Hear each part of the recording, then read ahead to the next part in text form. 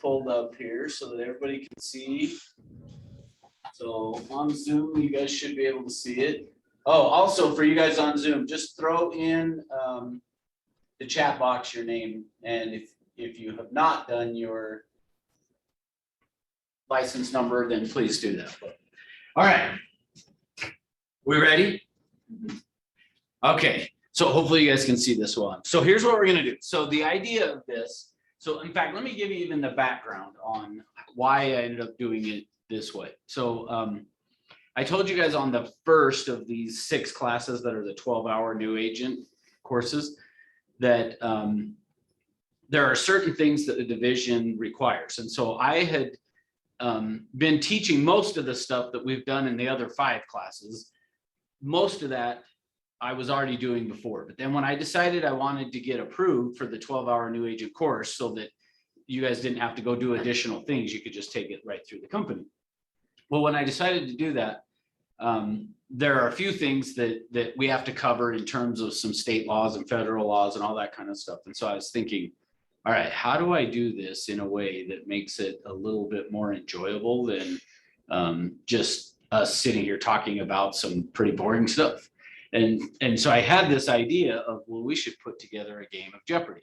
Now, good news, bad news, I don't know which it is, but tomorrow we're doing the 3-hour mandatory residential class. So during your first 2 years as a licensee in Utah, you have to do the 12-hour new agent. Every 2 years, you're going to have to do this mandatory residential. Well, I wasn't thinking when I scheduled the classes, because tomorrow's class is an agent Jeopardy class. So if you're, are you any of you guys coming? Okay, so you'll kind of get to replay this game again tomorrow then, I guess, but it's a different board and we'll have some similar questions, but so this will be a prep for you. So you better shine tomorrow then. Okay, all right. So so how we're gonna do this then is I'll just keep track of the score over here on the scoreboard here on the side here. And so I'll just put Zoom. So you guys have the spot, and then I'll just put in person. All right. Here we go. All right, so here's what we're going to do is we will since I feel like at least Zoom's at a little bit of a disadvantage, should we let them go first? Choose? Okay, but now let me make sure that you guys remember and understand. So for Zoom, that just because I'm going to let you guys choose the category doesn't mean that the in-person can't answer, right? Everybody remember how Jeopardy works? Okay, so I'll let Zoom choose from these categories here, and then anybody can answer. So the way we're going to do this is, so for you guys on Zoom, you'll have to unmute or just leave it unmuted maybe even, and you're going to have to make a noise. And same thing for you guys in person, like make a noise of like, I got it. And then that's how we'll do it. Now, so here's the question. And maybe it's more of a statement than a question, but if you answer wrong, do you lose points? Yes. Okay, good. Because that's what I was going to say. Is it should, right? What? Yeah, Jeopardy. I was going to say that's how Jeopardy works, right? So if you answer wrong, then you will lose points for your team. Okay. All right. We ready? Wait, what was the team? Sorry. So, oh yeah. So it's going to be you guys against Zoom. Okay, that's all this show. Yep. So it's 4-on-3. We'll see how it works. If it doesn't working out real well, then we may have to restructure this. But okay, so Zoom, since you guys are a little bit at disadvantage, one of you guys choose a category. Now, actually, before you do that, let me say one other thing. So you'll notice when you look at these categories, you've got agency, then we've got agency continued, contracts, federal laws, and state laws. So keep in mind, as you choose one of these categories, so I'll just give you, and I don't think this is one of the answers, but a lot of times what will happen is somebody will say, okay, I want agency for 200. And then we'll ask the question and they'll say agency. Well, yeah, that's the category that it's in. So what I'm saying is none of the answers in agency or agency continued The answer is not going to be agency because that's the category that we're in. Make sense? Yes. Okay. All right. So Zoom, unmute. Tell us which one you want to go with first. Here, I'll say it. Okay. Let's do contracts for 200. Okay. Contracts for 200. Okay. So now I'm going to click on this. Okay, It will bring up then the, I'll read the answer and then, so you guys in person got to make a noise. Zoom, somebody's got to make a noise if you know the answer. And then whoever is first gets to answer. We And good? maybe default to Zoom. What? And maybe default to Zoom. Why? Well, if it's like a tie, Oh, yes. Because Okay, they're gotcha. probably- Yeah, if it's a tie, we will default to Zoom Right. since there's probably a there's slide. probably a lag. All right, here we go. Answer is in writing. Okay, so I probably need to explain. So how this is working, one of what this is asking about is there are elements to a contract. And one of the elements of a contract is that it has to be in writing. So what is the term for that? You like talk about it? Yep, until somebody buzzes in, feel free. I don't. So there- If you guys do. Okay, so I'll give you, since nobody's doing anything, I'll give you a hint. So now, which by the way, again, this is why the division is making us do this as a refresher, because you learned this in school. I know what it is. Okay, go ahead. Statute of frauds. Good job. Well, Mr. Beck, that wasn't in the form of a question. Oh, I should have asked that. Do you have to answer in the form of a question? And Oh, sorry. I would say no. I'll Yeah, know for next time. all right. Also Zoom, no Googling I was because just we thinking cannot that. see you. Just thinking that. She had plenty of time to like. Hey, you guys could too, like you have phones. It's Boring. All No, right. That's not fun. So, which by the way, and I know you guys on Zoom probably can't see it as well. I don't know if you can see that I have it written down. Can you guys see me on the camera or no? Yes. Okay. Can Well, you see kind what of. I've got written on the board? But you probably can't see it, but you can see I've got something written. Yeah. Just, here's my point. You guys have to keep me honest on the points. Remind me to give you your points, because I'll forget. Oh, don't worry. Okay, good. Yeah, Madison already told me she's a slight bit competitive, so. Okay, so yes, statute of frauds. All right. So on that, let's talk about part of what the division is wanting to make sure that you guys understand and know is that in order for a contract to be valid, there are certain things that have to happen. And remember, we said there were 4 things, and then this is kind of the 5th on that is that it has to be done in writing. So if you just verbally are agreeing to things, in fact, my wife this morning I live in a PUD. And so within our HOA, my wife is the president of the HOA. And we just had some new homes built within, so the neighborhood's somewhat been built over the last 20 years. So like we moved in 20 years ago, but they built most of the houses long time ago. But there was some land that just over time, they've slowly added a few more houses to. Well, there's one circle that now has completed the neighborhood that they just finished within the last year. And so the people have moved in, and part of the HOA is that, or within our CCNRs, is that there are each street has a certain tree that has to be in the park strip, a certain type of tree. And so these people move in, which she happens to be a realtor as well. But so she moves in, and after she moves in, they start to put their yard in, and she calls my wife and says, I don't like the trees that we're supposed to put in because they're messy. Like they drop, I don't remember exactly what it was, berries or something that kind of it's kind of a messy tree. And she's like, we don't want to do that. Can we do a different one? And my wife said, well, you'd have to run that through the ARC committee, the Architectural Review Committee for the neighborhood and get it approved to do something differently. But the CCNRs say that you have to use this specific type of a tree. Well, so the lady then calls somebody else that's on the board and asks that person, and he says, well, I don't see why not. So they go ahead and now put in these trees. Well, so now we've got other people complaining of, hey, well, we don't like our trees, but we didn't have a choice. We had to put in what the CCNR said.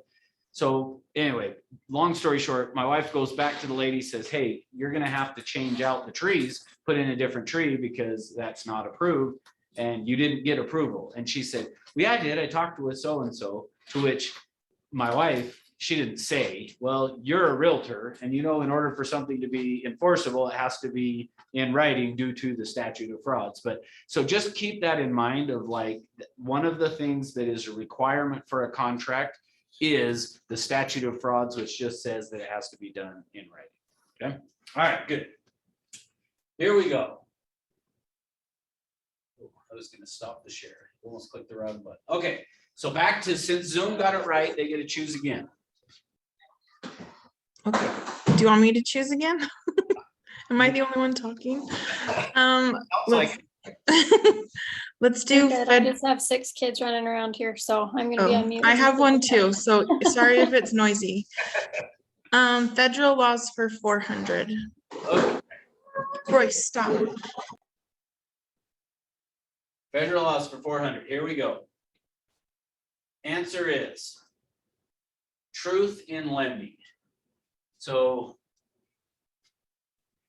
these categories, I keep having to give hints because we're not in the, typically a lot of these ones, by the time they come up, we're in the flow of the game and you kind of get it. So so think about what federal law or agency. So kind of keep in mind as we're talking about this federal stuff, is it could be an agency, could be a federal law that enacted some of these things. This one's a harder one, and I hope I remember the answer. I think I do. I think I remember. You have seen it before. Yeah, well, I put it together, so I would hope, but Are you like asking what it is though? yeah, what is the federal law that requires that truth in lending? Isn't it like, Or what's the agency that oversees it, could be as well. So when on these federal ones, it's either what's the law, what's the agency that is overseeing. so it like protects, gosh, doesn't it protect consumers from lending, like bad lending practices? Yep. So what is that? It's not what? It's not the one that's with advertising. No. This is like a disclosure. It's like on the tip of my, that's all I can think of.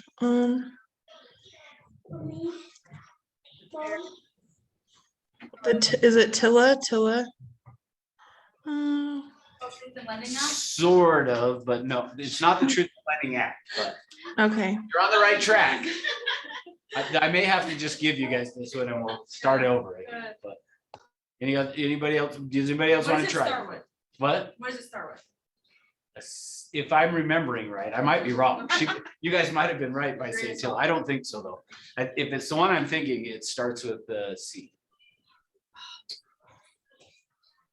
I think. I'm looking in all my notes. Hold on.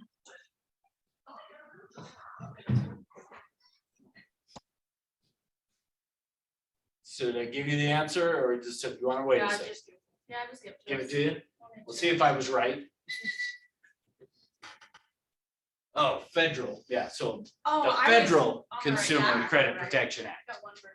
Okay, so contained within all of that in the Federal Consumer Credit Protection Act is that truth in lending, which is exactly what you guys were saying, is this is about making sure that the consumers understand what they are getting into. And so anyway, all right. They'll get better, I promise. All right, so Zoom, since nobody got that one right, go choose again. Let's do state laws for 200. Okay, so we may have to reshuffle the teams because it's now like 6. We can do 3 teams of 3. Should we do that? Zoom and then. Yeah, since you guys haven't gotten any points. Yeah, so what 3 here are you guys gonna do as a team? We could do, yeah, there's Just three. the of us. first Those three and you the three? second Okay, so I'll just do west side and east side. How's that? Great. Does that work? Okay.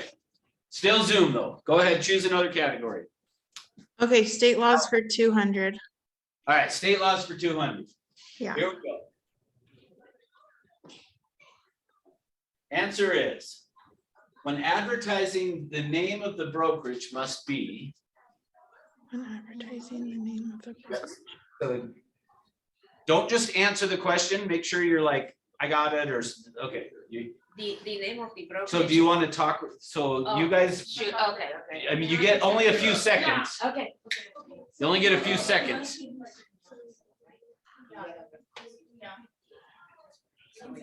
Yeah, okay, we got it. Okay, go ahead. It needs to be noticeable, like visible. Noticeable or visible? What are you going with? What? Noticeable and visible? Yeah. Okay. I think I'll give it to you. So what is the technical thing? Well, Yeah, so I I'll like- show you. yeah, So I don't the know. answer that's gonna show up on the screen is not what the law is anymore. It's changed, but I'll tell you why I've left it to still be this, okay? So that's why I'm saying don't be like, oh, they didn't get it, because they did. So, okay, Oh my God, is that what you said? I knew that it must be half. Okay, Oh. so the law has actually changed though. It's not, it now is just, it has to be reasonable size, which is why when you're saying noticeable, I'm like, all right, that's close enough, yeah. So now, so the reason I've left this though of saying it has to be, number one, be included, and it's got to be half the size of the licensee's name. Now, the law actually now is it has to be a reasonable size. They're kind of big. But that's the reason I've left this is It's a good rule for of thumb. you, use that as a good rule of thumb of the name of the brokerage should be about half the size That was of reasonable whatever. at one point. What's that? That was reasonable. Well, so that's the challenge, because you're right on, is from the division standpoint, they're just saying it just has to be at a reasonable size. Okay, You can great, argue about it. but then define that.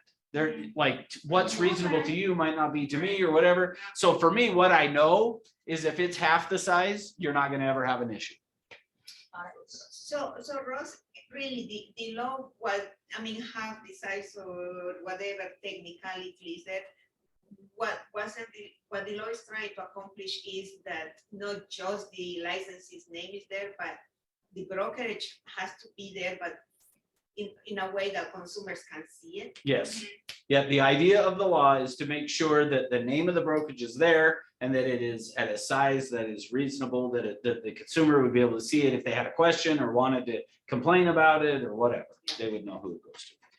All right, and then while we're on that too, let me throw in addition to that, as far as advertising goes, if you are doing any type of social media advertising, the name of the brokerage has to show up within one click of that. So meaning if somebody's on a social media post that you've done an ad or something, when they click on it, wherever it takes them to, should have the name of the brokerage. It has to have the name of the brokerage. In Oregon, you have to have it included in your like captions. Oh, do you? That's what I was gonna say. Does that count if it's in your post, or does it have to still be in the link? No, in the post would be okay, Okay. but I would say it also, so the idea of that is it has to be one click away from wherever they're at. So meaning if it's in the actual ad, great, that's probably even all the better, but. Yep. All right, good job. All right, back to the game board. So since you guys got it right, you get to choose the next category. We got it. Okay, how about agency for 200? Agency for 200. All right, here we go. You guys are kind of getting the flow of the game now. Answer is proper time to disclose who you represent. So now think about, now remember, we're under the agency category. And so what we're looking for is when is the proper time for you to disclose who you represent? Will you represent company, client? Got to make a noise. We got, in fact, yeah, there we go. I was gonna say, there's got to be a noise so that Zoom knows that somebody's answering. Is it at first contact? Is that, do you want that to be your final answer? Yes. Are you sure? I don't know now. Say yes. Yeah, yeah. You do? Okay. All right. So I think I'll give it to you, but that's not exactly right. Is that what it is? It's He's close. lenient today, everybody. I know, I am being very lenient for some reason. But this will probably be the last time, because now you guys, the score will be tied. All right, so here's what it is. Technically, and so the reason I'm accepting, like at your first meeting, Didn't you say that's what the agency wants you to help people? so yeah, the board of realtors and stuff wants you to do that. But so now keep in mind on this, and we talked about, our code of ethics says the time that you have to ask if they're working with an agent is prior to providing a substantive service, right? Which was then writing a contract or presenting a CMA, okay? So that's the proper time according to our code of ethics. According to the division, so now keep in mind, we have like two governing bodies that we somewhat report to. One is the Board of Realtors, which we have voluntarily joined. The other is the Division of Real Estate. And that one is, in order to get your license, you have to work through them. So according to the Division of Real Estate, prior to you executing a binding agreement is when you need to tell them. And so the reason though that I went with and said I'm okay with your answer as like when you first meet is because the intent of the rule was that you should do it as soon as possible. So the idea is, so the division's looking at it saying, before you execute a binding agreement, you got to make sure that they know who you represent. The intent though behind that rule was as soon as practical, you should do it. So now let's talk about some real world kind of a thing with that. So let's say that I'm holding an open house and Chad walks into the open house. Do I have to like meet him at the door and go, hi Chad, my name's Russ, I represent the seller? That would be No. weird. I mean, because that's what it's saying, is when is the proper time to disclose who you represent? So do I need to do that? Hey Chad, my name's Russ, I represent the seller in this transaction. No, it's many times. No? Okay, so let's talk like real world. So he comes in, hey, welcome, thanks for coming in. Here's a sign-in sheet. We want you to sign in, whatever. Okay. So we start to, do you live in the area? Yeah. Oh, really? So what brings you into looking at the open house today? Well, I was just trying to get a valuation of my home. Oh, okay. So kind of just wanting to Yeah, figure out it's what your house Fairly, is. Like. fairly similar. Okay. So at what point now, if he and I just are talking about this and how long have you lived in the area and how many kids do you have or like whatever, like we're just chit chatting. At what point do I need to make sure that I tell him who I represent? Now, remember, the intent of the rule is as soon as practical. So, sorry, Ross, I'm a little bit confusing because I'm thinking you are doing an open house. Isn't that imply that you are representing the seller? What you really wanted to find out? Well, I mean, I know that not necessarily because somebody could be doing the open house for you, but the point is even that person is not doing it for whosoever is coming to the door, is doing it for the seller. So I thought that when we are doing the chit chat thing is to find out if he has representation, if he's working for somebody. So Okay. correct me here, what am I saying wrong? Okay, so let me just repeat so that for sure there's people on Zoom heard what you're asking is basically what you're asking is the assumption should be the fact that I'm at an open house, I represent the seller. And probably that is the case. I mean, I think most people would probably assume that. And in fact, totally different class than what we're doing today. But I would tell you that the people walking into an open house assume you are there to sell the house. They think you're there to try to get them to buy that house. So I would somewhat agree with what you're saying. But as far as the division's concerned, they're still saying that we still need to, and granted, the scenario we're just using right now is an open house. It could be that I'm out knocking on somebody's door with a flyer about that house. And again, you might say, well, shouldn't they just assume that you're representing the seller? So what is the proper thing to do and say when you are? Okay, that's what I'm asking you guys. So in this scenario, at what point would I need to say to Chad, I represent the seller? When you're gonna do an offer? Okay, for sure before that, Yeah. good. Yeah, so prior to, Or brokerage? And even prior to that, I would say, So- good, Right But now. I would say that like, but I think there's a time before It's that. like I think once talks start to move past like Interests. Ford, you know, family, occupation, recreation, dreams, stuff like that. Once they start to move toward any sort of transaction or getting, you know, needs and wants, I think that's when Good, perfect, it's that's kind right. of an unwritten rule type thing. Like, Yes, perfect. Like if they're It's like seeking a mutual advice from you or something. Exactly. The moment they, so one of two things, I would say either the moment they start asking for some type of advice about the property, or the moment they start to tell you. So for example, when I said, do you live in the area? And if he had said no, but then started to tell me, but we're we're like, looking for houses in the area. but, or started to say, but we're under a crunch, we gotta find a, you know, a property, like, if he starts to disclose something to me that then could potentially hurt his negotiation with the seller, is when I need to say, okay, you know, before you say anything, I need to make sure you understand, right now, I only represent the seller. And so anything that you were to tell me, unless you want me to represent you, anything that you tell me, I would have to then disclose to the seller. So does that make sense? So that's the idea of this, is just before, as soon as, or before things start to move in a direction where it could hurt their negotiation on a property, is when you would need to say, I gotta make sure you understand, I represent the seller, okay? All right. Almost So- forgot to give you your points. So Ross, if Good. the visitor understands that you are representing the seller, but they say, no, I don't have an agent. And so what are we walking into that right there, right now? So let me make sure I understand. So if he comes in and saying he doesn't have an agent and wants me to help him. Is that Yeah, what you're asking? Uh-huh. Yeah.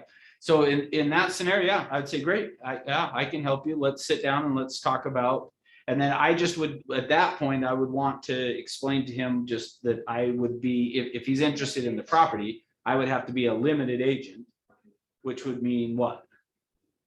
You forego some of your. Can't advise on your side. Yeah, so, and it's not that you forego, but the idea is some of the fiduciary duties become limited.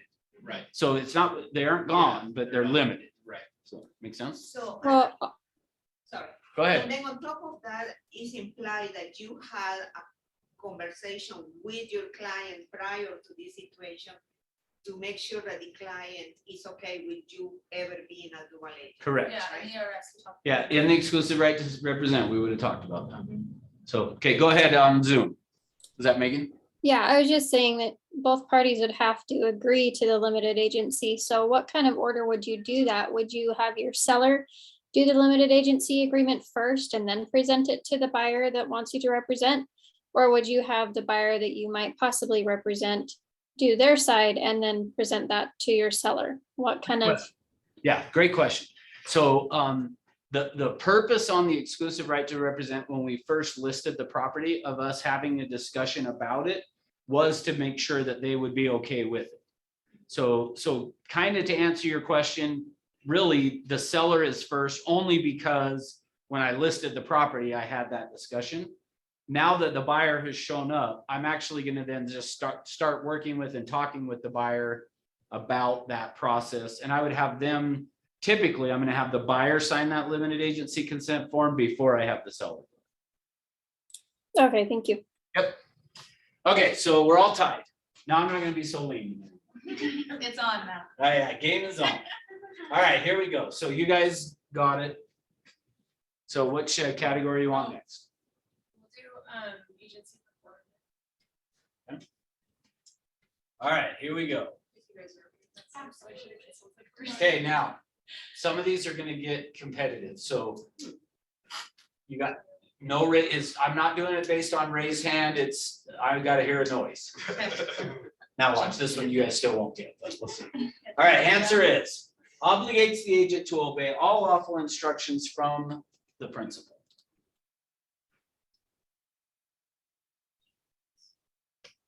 All right, it's gonna be after this one that you guys get real competitive.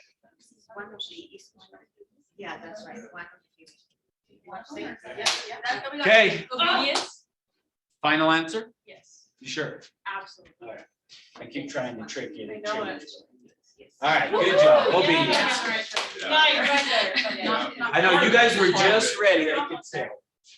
I mean, the word obey is. Yeah, I was gonna say, some of it has, which, 600. which, by the way, He's oh, like taking it. Thank Oh, you. he's ready See? to go. He doesn't I want to t- talk about it now. I told you He wants that, to- that's why I'm saying, you guys have to keep me honest, because I will cheat. Sometimes on purpose, that was most. Just to throw us off. Yeah, just sometimes on purpose. All right, so obedience. So here's the question for you. I had a listing that was out in West Valley and I got a phone call and the guy says, I want to see this property. So I drive out there and I show him the property. And while we're looking at the property, he's telling me he likes it. He thinks he might want to write an offer. Okay. So we are talking about it, and then he says, all right, I'll call you and let you know if I want to write an offer. Okay. So I get in the car, I'm driving back to my office, which was in West Jordan at the time. So I'm driving from West Valley. I get off on Redwood Road at like off of 215. I'm heading down Redwood Road and he calls and I answer the phone. And he says, hey, Russ, I do want to write an offer. Great.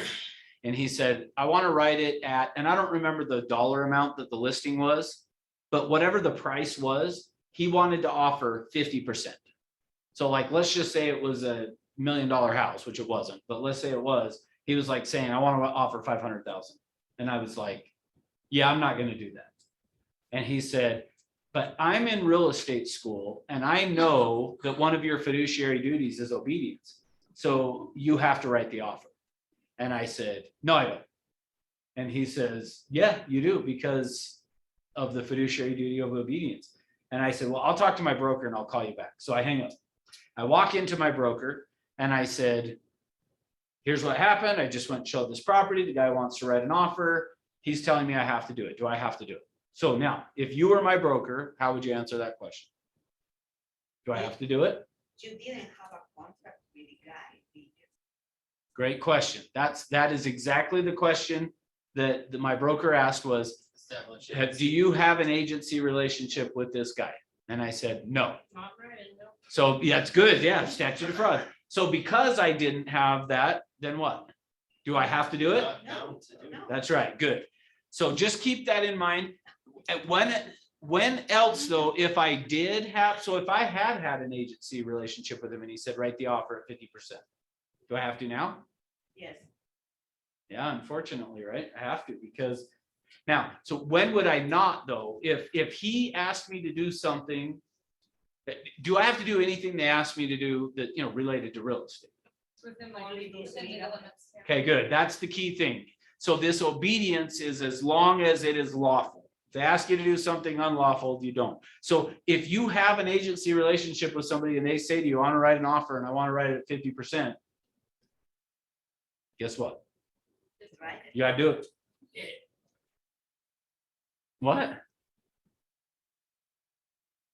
Is there a way though that you could basically say, okay, you know what, let me just pump the brakes for a second. I'm gonna call the listing agent, talk it over with the listing agent. Just a verbal like, hey, we're gonna be submitting an offer here pretty quick. It's gonna be $500,000 or 50,000, whatever, 50%. What do you think about that? Okay, I just got off the phone with the listing agent. They're gonna decline it the second they get it. They block my number. You know what I'm saying? Like, is there some like kind of Negotiation. push and pull that you can do with your client to, So absolutely, you can have a discussion with your client. right? But if at the end of the day, the client said, no, Chad, I want, just write it and let's see what happens. Then what? Totally. Then, yeah, I gotta do it. But 100% what you're saying is yes, for sure. If I had a client calling me, I would say, all right, let's talk about this for a minute and part of what I would be saying to them is, if you're really interested and serious about this property, the worst thing we could do is like, meaning I get it. If you're wanting to offer at 50% just to get the negotiation started, I get that. But I also want to make sure you understand, if you offend the seller with your offer right off the gate, they may just say, forget it, I won't even deal with this person. So, yeah. Yeah. The numbers game and the feelings game. Yeah, I like that actually. Yeah, the numbers game and the feelings game. That's good. Okay, good job. All right, back to you guys.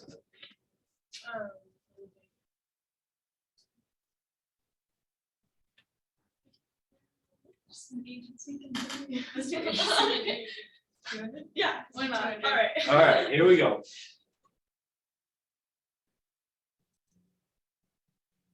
Hey, Zoom got another participant I can see on there. Nice. Yeah. Now they have an advantage. Yeah, no, they, well, yeah, that's true. They do have more videos. Okay, all right, here we go. So remember, I'm listening, just raising your hand or whatever. Yep, gotta be a noise. Answer is, account for all money or property entrusted to the agent. I was like, you're raising your hand, not making a noise. All right, go ahead. It's accounting. You want to talk about it first? Oh, wait. I know what it is. Is it the real estate trust account? You guys have to tell me an answer. I'm not gonna tell you yes or no. Give me your final answer. 5. Okay, good job. My goal is always to try to trick you. Okay.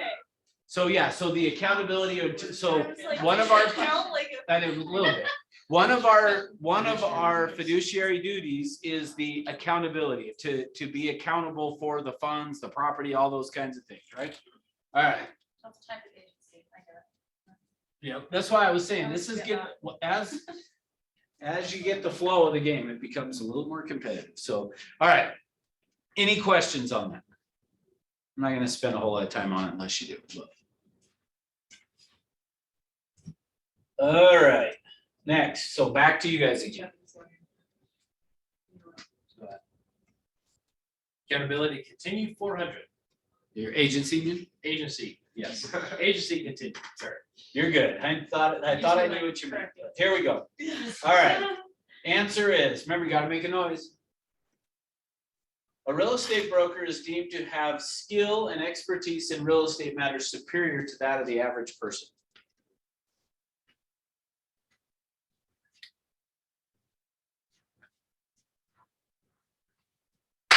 All right.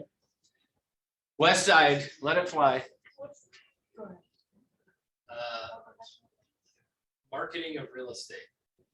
Final answer? Abstain. Yeah. Sure. Final answer? Yes. All right. No. Incorrect. Gosh, you got it. All right. All right, either Zoom or this east side team. All right, east side. Is it professional advice? Oh, No. Dang it. Oh, I should have just put a minus in front of your 200 there. All right, Zoom, you guys want to try? I don't know. I know. It's okay. Zoom want to try? The first thing that comes to mind is professionalism or professional. Okay, is that your final answer? It's my final answer. I don't know about anybody else on Zoom. Okay. Anybody Is else it- on Zoom is it- disagree? Is it just like fiduciary duties in general? Is that what you mean? Answer is. Yeah. That's 2 I answers. think that was 2 wrong. That's my answer. He's asking a clarifying question, Okay. and I'm trying to decide if I want to answer it or not. Oh. Answer is yes. Just to what go there. Yeah, The answer is yes. Okay. So did you guys change your answer or no? No. You're going with it? Yeah. Okay, so you're wrong. I just might, Okay. everybody lost on that one. So now I'll give you the hint of, yes, it is a fiduciary duty. So which of the fiduciary duties is Oh, it? you're asking, okay, for a specific one. Old car? So I guess I'll give it to you since everybody missed, right? Yeah, we all lost. Is it it's still like, oh, yep, that was what I was gonna say. Damn it. That's what, when you said, are you asking about fiduciary duty? I was like, Yeah, that is exactly right. Okay. okay. Why I said to you guys, keep in mind the category that we're under, and so your agency. Okay, so reasonable care and diligence. The fiduciary duty that we owe to our client of reasonable care and diligence, basically what it is saying is that we are deemed to have skill and expertise that is greater than the public, right? So because of that, we owe them this fiduciary duty. So let me ask, since we've got some St. George agents on Zoom here, let's say either one of you guys here gets an opportunity of somebody that wants to buy a house in St. George, or somebody from St. George wants to buy one up here in Salt Lake. Should you do it? Well, first off, can you do How that? far is it? About 4 hours. No, So can you do it? you You- can, you Well, have but to to join be your fair, MLS.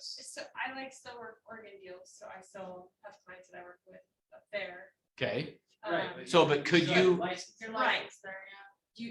But if you don't have your licenses in St. George, because that's a different MLS, right? it isn't, they do have a different MLS. So you can do All all I'm in Utah, saying can't you? is- That's what I thought. So Oregon is split into 2 different MLSs too, and I work both sides of it, but I have agents that I kind of work side by side with, and we do like a higher referral split, so I'll do like 50-50 or like depending on how much work, so. Okay. There's like still ways to do it.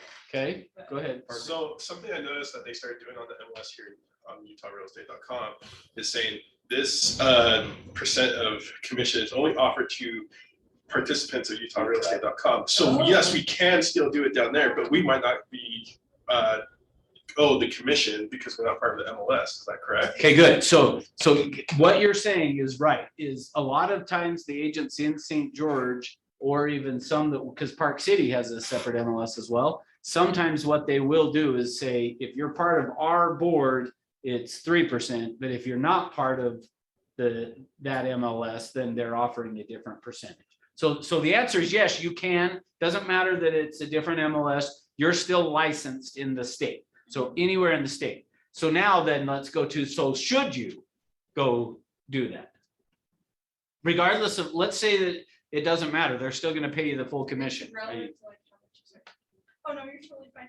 Well, I kind of puts your clients at a bit of a disadvantage because it's potential that, another agent's clients won't see the listing because, like, if you take a listing, put it on. Yeah, so if you were to put it, Wasatch Front, and then, but it's in Park City, there's a percentage of people that aren't gonna see it Okay. because their agent may not be a part of the Wasatch Front. okay, so good. So that would be part of this reasonable care and diligence, is are you giving your client the best advertising or the best exposure for the property? Okay, But couldn't be also one that will be very challenging to do that reasonable care and diligence long distance because you are not there. right. So part of it could be the fact of, let's say, yeah, that I was gonna list a property, the person lives in St. George, but I'm up here in Salt Lake. I think it's Am I, but you could make the is argument, it well, different during, for everyone. we did it. It's all Their relative, circumstance. yeah. Yeah, for sure. It's gonna be different based on circumstance. And for like sure. how much, like, for example, my last listing in Oregon, I was up there for like 3 weeks working on getting it ready and everything, just staying in the hotel. So like, if you have the time and energy to do that for St. George, it's like a deal that's worth it. Okay, so you're right on with one exception to that though. So, and everybody answer this. So including the people on Zoom, either give me a yes or a no. Are you familiar with blue clay? Blue clay. Blue No. clay. No. What about the others on Zoom? Nope. I thought I'd at least get one yes. Come on, Scott, don't let me down. Are you there? What Did he I'm hearing disappear? is That's a special kind of dirt or clay that's in southern Utah. that Correct. Has.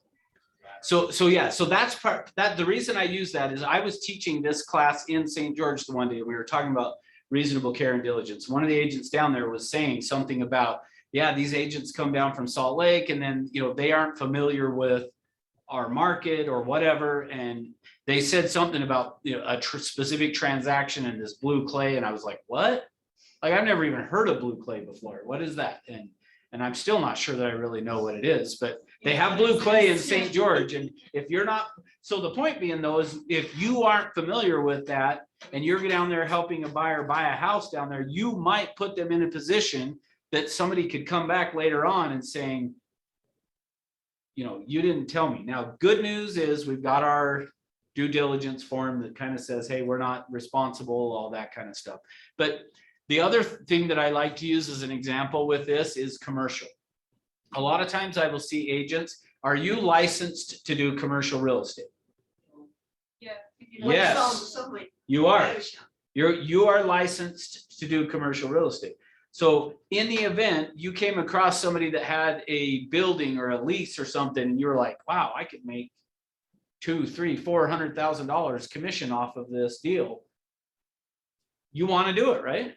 Just happened on our team, Oh, did it? $15 million property. Yeah. So this is another good example, but should you go do that if you don't know anything about leases and commercial real estate? Yeah, so that's the idea of this reasonable care and diligence is, are you helping and giving your client the best representation if you don't even know what you're doing with it? And so I'm not saying don't be involved in it, but what I am saying is you get that $15 million opportunity, go find a commercial agent that you can say, I want to partner up with you and negotiate a percentage and try to negotiate a huge percentage, but negotiate that with the idea being like, I want to learn it, but I've got somebody who knows what they're doing helping me along the way. Okay, so that's the idea of reasonable care and diligence. All right. Next, so nobody got that. Well, everybody was wrong, right? So back to you guys to choose again. How about federal law? Stick to you guys. For two. Chad's like, no. Great, that sounds great. What are we doing? Federal laws for 200. All right, federal laws for 200. So now keep in mind the categories so that you'll kind of have an idea of what we're talking about. And here it is. Yeah. All have the same right in every state to purchase property.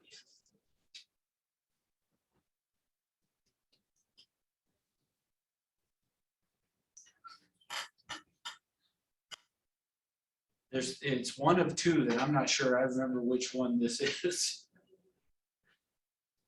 I might have to unshare and check the answer and then come back to it.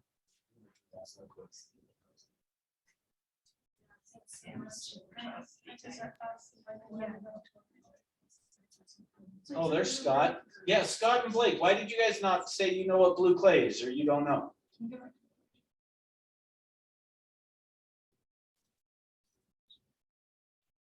I'm getting nothing. Can you No go back to response. the question, please?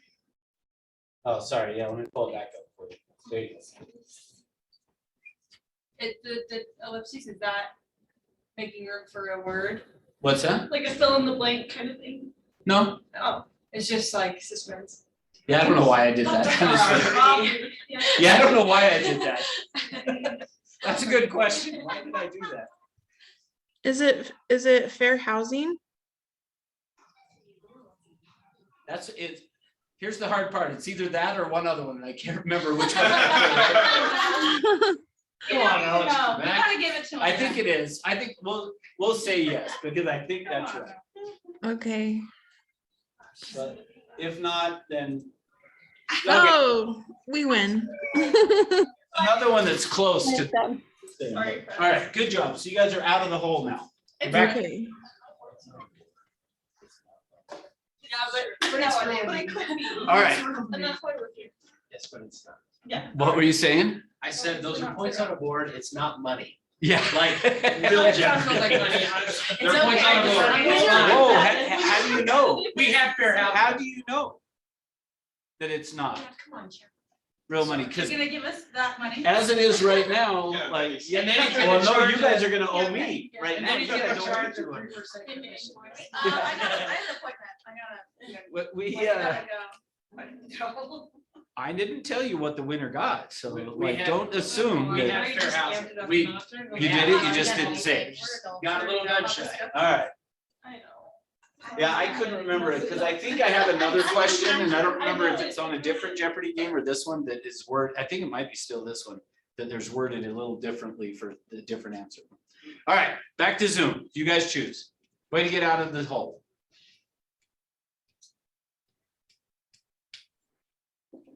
Let's do contracts for 400. Okay. Here we go. Answer is legitimate use.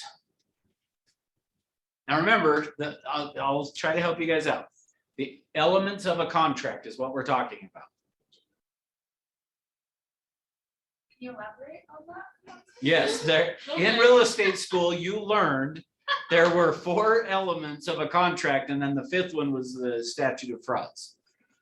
So how's that for elaborating? Yeah. I'll give you more hints in a minute, but there were certain elements that make, for a contract to be valid. So hard. Just want to let you know that. Is it The good? whole game is really hard. Good, well, that's the idea, is we're trying to, It's a challenge. well, yeah. Okay, all right. When you see the answer, you'll be like, oh, yeah, duh.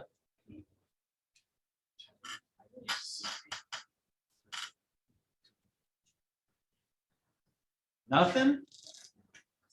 Hopefully Zoom, you guys are at least Googling, like, elements of a well, you guys have phones, jump on elements of a contract. If you want me to, we could look, Well, you were cutting out there, say that again. we could all look it up. Well, Isn't At that this cheating point- at that point? Should you just tell us?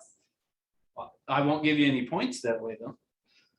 If you look it up on Google? No, if you look it up, you can. If I just tell you the answer, nobody gets any Okay, points. okay. Are you looking at? So in the end, Rose, yes, whatever it is for the winner, yes, but the point of all of this is to refresh our memories of things that we have forgotten. Right, yeah, no, that is the point, yes. Point is to remind you, elements of a contract. You want a hint? Section 1. No. You want a hint? Wait, I think that was just an answer? Oh, is that your answer? No, you saying that. No, that was the hint. No, here's your hint. Well, maybe, I don't know, that might be too big of a hint. We're all searching. It's okay. I know. Just might as well figure it out. Okay. Could I get together with a drug dealer and put together a contract and he's gonna supply me with drugs and then go take that to court? And be like, hey, he didn't come through on his contract and The contract. enforce him. Yeah. Probably. You gotta make, yeah, there you go, you gotta make a noise, not raise your hand. What is it? Is it legal binding contract? Because of how everybody's struggling, I'll give it close enough. Yeah. The answer is legal Legal purpose. purpose. That was super close. So- I was gonna say, could be uphold. Yeah, where my, what I was saying for my goal on, or my goal, my idea of, if I went to a drug dealer and said, okay, you're gonna be my supplier of drugs, and we're gonna put this in a contract in writing, and we got it all signed, but then he didn't follow through on his contract, could I go to court and be like, hey, No, he didn't come through on his side of the deal? right. You get It's like caught. trying to get someone in trouble for stealing your drugs or something. Right, yeah, it's not gonna work, because Right. it has to be, one of the elements of a contract is it has to be a legal purpose. Mhm. So the purpose of the contract has to be a legal purpose. Got it? Yeah. All right. Good job. I keep waiting for this to get competitive. It was for a minute there. Yeah, I know. It was for a minute, right? We're just warming up. All right, state laws 400. All right, state laws for 400. I love how like, just. You guys. Time. Slowly go Time down. out. Okay, go ahead. Do they get their points? Did they? Yes, they had a minus and I took off the minus. Thanks for checking though. We Yeah, appreciate wow. that. Look at that. The main one you gotta look out for is Zoom, because if they don't keep them on. Speaking of legal purpose. All right, we ready? Sure, that wasn't your dealer. Yeah, I know, that's why, that was my point. I was like, oh, that's him, hey. All right, here we go. Answer is use of 2 or more contracts, one of which is concealed.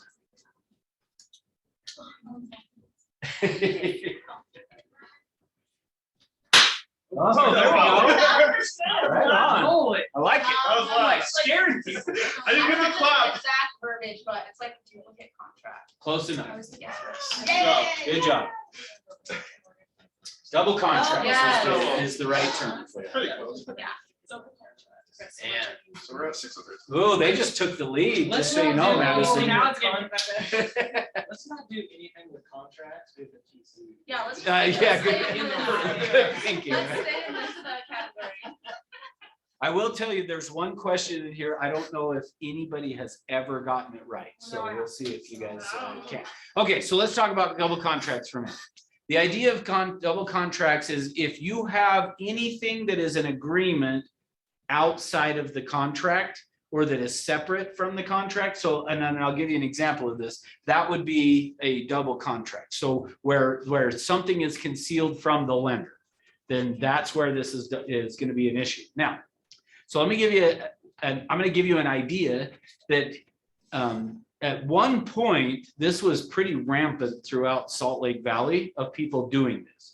So I'm going to share it with you and you're going to be like, that's a good idea, but just remember you can't do it. It's really common in Oregon to actually do that. This, oh, yeah. So here's what was happening though, is, and to keep the math easy, we'll just do a simple, like, let's say that somebody listed their house for $80,000. What was happening is if you buy a property and you don't have 20% down, you have to pay mortgage insurance, right? So what happened is somebody came up with this idea of going to a seller and saying, okay, you want $80,000 for your house. I will give you, I'm going to pay you $100,000 for your house. And then what I will do is I'm going to go get a loan for $80,000. And then you're, as the seller, going to do a 20% carry back. So you're going to do a seller carry of, so some seller financing of the $20,000. Is there anything wrong with that? Could you go and just say, hey, I'm going to pay you $100,000 and I'll give you a note that I'll pay you the other $20,000? Anything wrong with that, first off? No, that seems legit. Yeah, nothing wrong with that. You could do that. Where it became a double contract was then what was happening is the buyer would say to the seller, then after closing, see that this way, you as the seller, you're going to get your $80,000. After closing, you forgive then that $20,000 note, so I don't have to pay you back. But as far as the bank is concerned, It's happening. the home was worth $100,000. Yeah. I don't have to pay mortgage insurance, and I didn't have to have a down payment for the house. Seems like a pretty good idea, right? But the problem is the fact that you have this agreement that it's going to be forgiven after is what creates now this as being a double contract. So now, and this was all this was taking place prior to 2008. So where basically appraisers would go like, how much do you need it to appraise for? Oh, okay. And they would basically make it appraise. So that's the idea of double contracts. Anything that where you have two separate agreements, one of which is kept secret from the lender is where it's a problem. Okay. The other place that we have seen it more recently was along the lines of like repairs and stuff like that, of somebody going in and agreeing to different things or money and all that. Anything that the lender doesn't know would be considered a double contract. Yeah, I had one of my agents once like call me, and it wasn't his fault because his seller was asking him to do this. He was new, and he was like, yeah, this addendum 5, let's get it executed, but don't share it with the lender. Yeah. I was like, That's that's weird. So yeah. I asked Matt Barton at the time. He was like, that's illegal. Who was Yeah. asking you to do that? It turned into like this big thing. Yep. And I was like, this is sketchy, but yeah. Because that would be then a double contract is yes, Yeah. we've got this separate agreement, but and that's why I say if the lender doesn't know about it, then it's now you're talking double contract. I asked Justin PD about it a while ago. I was like, do people ever do that here? He goes, okay, so that is fraud. Okay, well, not Oregon. Well, it probably is a fraud in Oregon too. It It's doesn't, really common. I don't think I've ever done it, but I've been in offices where people do it a lot. would do just what I was saying. Yeah, this Yeah. one deal I had like an apartment and they said, okay, take the range out when we do the appraisal and then put it back in. And I was like.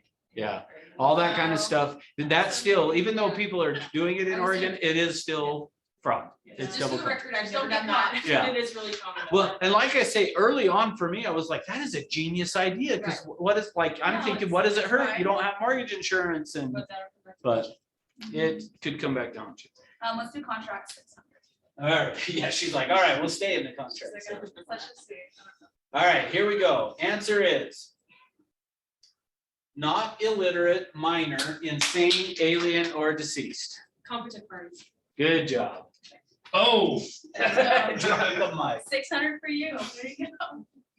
Legally competent parties, good. All right, so,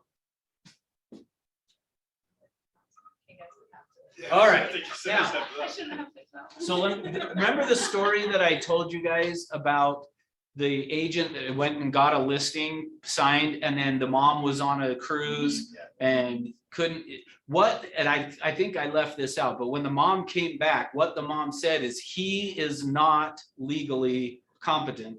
And so she was really upset because we were dealing with this party that was not a legally competent person. Yeah, and we weren't really taking, like, he had come to us saying, I want to sell my house.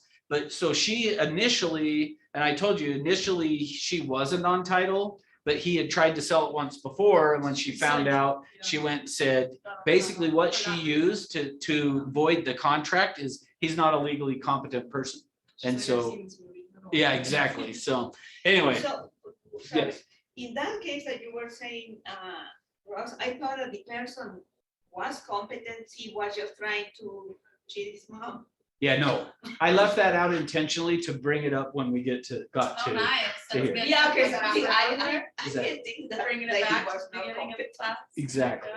Yeah, no, yeah, and because to some extent it could have been, he was trying to take the Just money cheat his away mom. from his mom, but no, in the end, she said that legally he has been, deemed, I was gonna say defined, but deemed as not competent. And so that's why the mom ended up being Is he on. like insane or? is he- I don't remember, I think he just wasn't all there, yeah, missing a few. All right. West Sides, Zoom's gone quiet, come on, guys, I'm gonna have to start cheating for you. We'll do. It's harder to do that when they're not in We're all person staring here, at you. but yeah, you're all staring at me. We'll do agency for 600. All right. Agency for 600, here we go. Answer is, obligates the agent to place the best interest of the principal above all other interests, including the agent's own. Fiduciary duties. Yes, fiduciary duties. Final answer? I did clap. Yeah, he did clap. Final answer? For sure. Yeah. Yes. I'm not sure. Yeah. No. What? Oh. Hey, before you do I that, would love a what? shot next. What? The thing you missed when you weren't here at the start, Parker, is I even said, sometimes people in agency will say, I'll give an answer and they'll say it's fiduciary duties. And I'm like, yeah, that's part of Oh, you it. gotta be super. Oh, okay. So unfortunately, I know I'm feeling bad doing that because you No, it's weren't fine. here, but. Is it loyalty? Oh, you guys did a clap. Clapping, we're clapping now. I think Yeah. it's loyalty. Had you guys made a noise? Yeah, they Yeah, did. they did. Oh, What are you gonna say? what was So your answer gonna be? We can, They can split it. we can give some. You're gonna give it to him? What? I was trying to vouch for a split. Madison's like, remember I'm competitive? I thought we were gonna go 50. I say 50. Are you wanting to go? Okay. Give yourself a 50-50? little All right. credit. You were doing a very. Yeah, sorry, so Megan, make sure on you, that you guys, just make a noise. Don't yell out the answer. 'Cause then we can figure it out. All right, so yes, the answer on this is loyalty. All right, so let me give you another scenario, and you guys tell me on this. If this was a violation of fiduciary duties or not, okay? So I had a client, this was a referral to me of a friend of mine, his son. So his son and his wife wanted to buy a property. So we're looking at townhouses, we were out in Riverton, and we walk into a property. And I think probably this has changed for me a little bit today, but back then, it was rare that you saw less than 3% on BAC on the MLS. And so for me, I never paid attention to what the BAC was on a property until I could tell the client was interested. And then I would always like look just to verify that, like, oh, okay, it's good. Which, and I've had this work both ways, meaning the first time I ever got more than 3% was same thing. We were out looking at the property and the client all of a sudden was like, yeah, I think we like this. I think we want to write an offer. And I looked down and I'm like, 3.5. I was like, yes, like I was excited. So, but this one, I'm out there in Riverton, we're in this townhouse and they start telling me how much they like it. They think they might want to write an offer. And I look down and it was 2.5. And I'm like,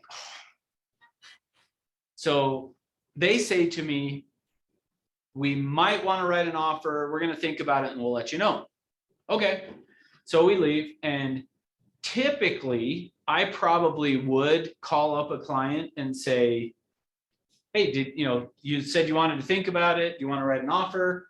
But because they were only offering 2.5%, I was like, I'm not going to call them. Like, I'm not going to follow up and see if they want to. If they want to, great. If they call me, I'll do it. If they don't, I'm not going to worry about it. Well, in the meantime, the listing agent calls me to get feedback. Says, hey, you showed this particular townhouse, and can you give me feedback on if your clients liked it? And I said, and so here's what I said. Yes, they do like it. They're considering making an offer. Here's the problem. They signed a buyer broker with me that they would pay me 3% if they bought a house. You're only offering 2.5%. Therefore, they're going to have to pay me the other 0.5%, and they don't have that. So they might not write an offer on your property because they would have to pay me the other 0.5%. To which the agent says, you can't do that. That's a violation of our fiduciary duties. And he's referring to loyalty. And he says, because you have to do what's in the best interest of your client.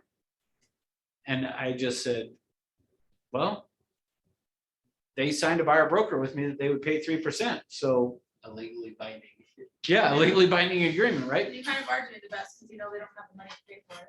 So, yeah, so I hung up with them, and then I got thinking after. Well, so first, let me tell you what I got thinking after. So anything wrong with what I said so far?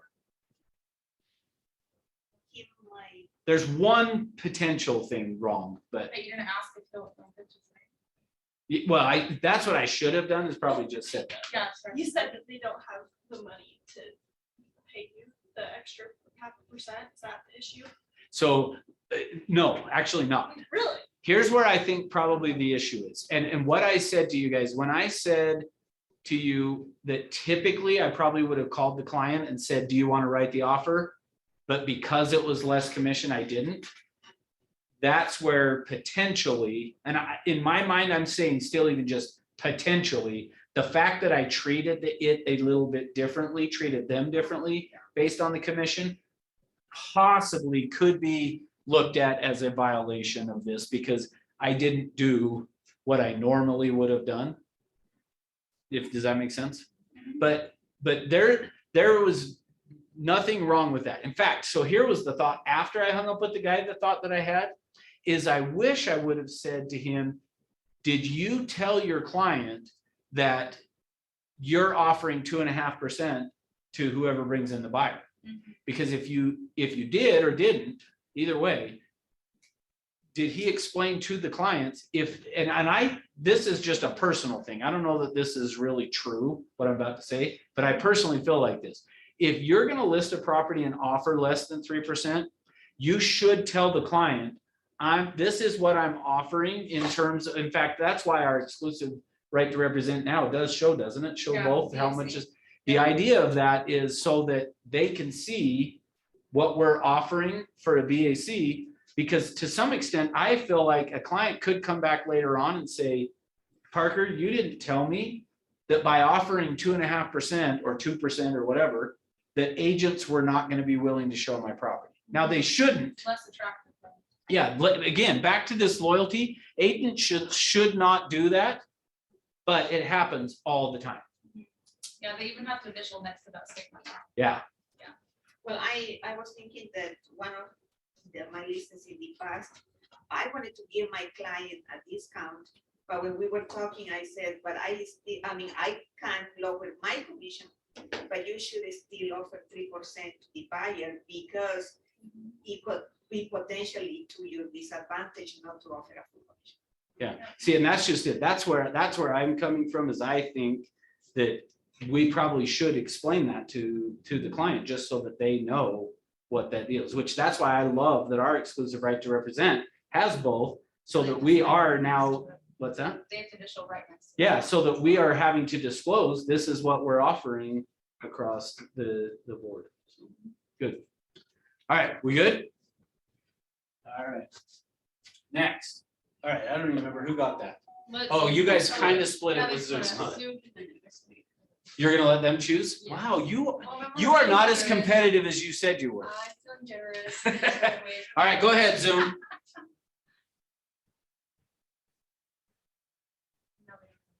Yeah, they're like, we don't want to. No? And Megan's waiting for somebody else to play. Go right? ahead, Scott. I picked one. You haven't yet. Yeah, see, I told you, I knew Megan was waiting. Come on, Scott or Blake. All right, do Well, let's, contracts for 800. Which one? Contracts for 800. Okay, here we go. Which team is Rob on? I'm just kidding. So I just walked in. Right, yeah, Rob doesn't get a play. He's on our team. He's on our team, right? No, he doesn't get a play. All right, here we go. Answer is sacrifice and a benefit.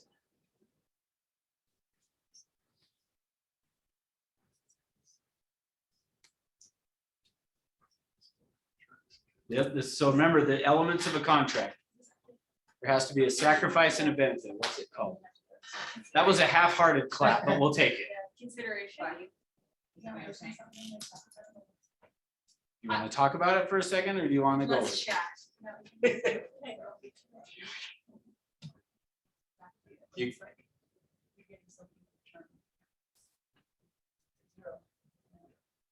Doing it? Sure.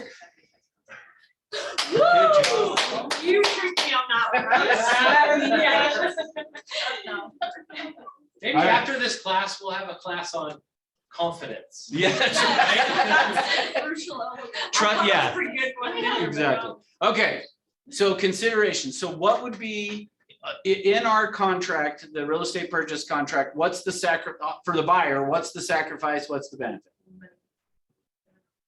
Well, and really, I guess you could even say it for both the buyer and the seller, but they're just reversed, but Can consideration be anything considered value? Like if like, you're like, I'll give you a hug for this house, and they're like, I would love a hug. Yeah. And then, yeah. good luck with that, though. How If you yeah, find right, one on right. that, call me. 'Cause I will give them 2 hugs. I want to get in on the negotiating. All right, did I give you your points? Yeah. I did, right? Okay, good job. All right, next.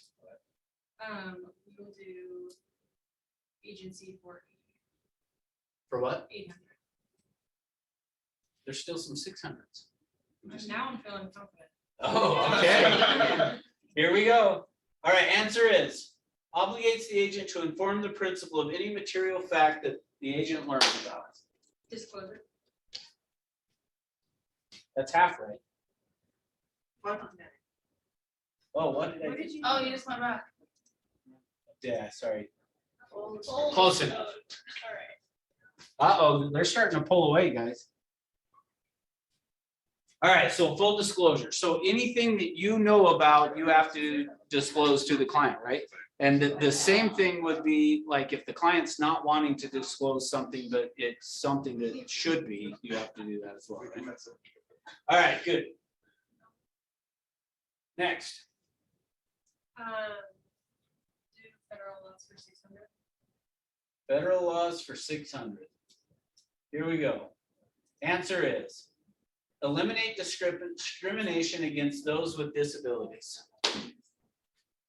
Okay, Is it the? don't say is it the, because then I'm gonna say What would that final say? answer. I'm just kidding. It is. What is? What Is is? the Americans with Disabilities. Good job. I won't try to trick you on that. That was right there. So if we, talking about confidence, if we said just ADA and, because I didn't remember. what I would ADA have accepted 8 if you said 8. Confidence. I would accept it. Because that is what it is. All right. Next. They're pulling ahead. We got We're This- just chilling over. We'll do, we're trying agency, well, actually, let's do contracts for 1,000. You weren't supposed to be watching that close. All right, contracts for 1,000? All right, good luck. Meeting of the minds.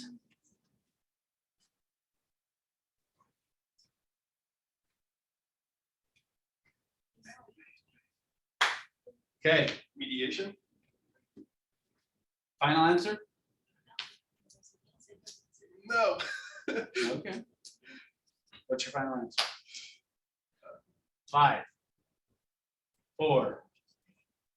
Yeah, right. I guess we were Okay. wrong. I got one. All right. She clapped first, actually. Oh, that's okay. Oh, wow. That's so nice. Hang on. What did she? What was that? Being honest here. I was gonna say mutual agreement. Now you're happy that I said that. That's right. Okay. Zoom should be happy they said that. All right, Okay, now. go ahead. The understanding between two people or groups, yeah? No. Oh, shit. Well, yes. What is it? What's it called? You guys are gonna die. Oh my gosh. See, it's the way these are. Yeah, it's my fault, right? No, it's not. That's not what I'm saying. I'm teasing you. Oh my What? gosh. Oh my gosh. Now you can start the arguments. Now I'm so mad. Talking about we all fail. Well, somebody said meeting of the mind or a mutual agreement or something, which I mean, Yeah. you could argue, I That guess. would've- that probably- You could argue that. Yeah. All right, offer and acceptance. So again, remember what we're talking about is the elements of a contract. There has to be those things. There has to be an offer and an acceptance. All Is right, there an acronym for contracts? I can't remember. I don't think so. I don't know. Do you know, Rob? I don't think there is. Not if that We was- should create one. All right. Who chose that? You guys? Go ahead. We'll do state laws first. For which one? 600? Okay, here we go.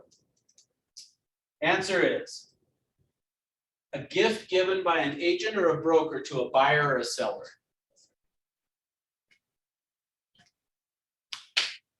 Is it accredited? Final answer? No, that's only part of my answer. It's,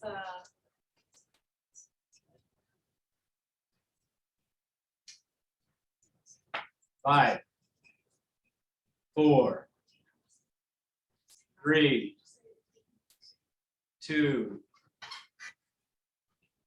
No? I guess not. You're probably gonna argue with me, but that's okay, we'll try. All right.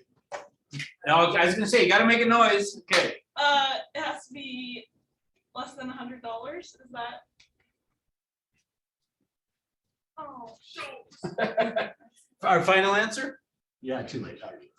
No. yeah. Do you wanna try and get it wrong too, Zoom? No? All right, do you want the answer? Yeah, well, yeah, we don't. Yes. What?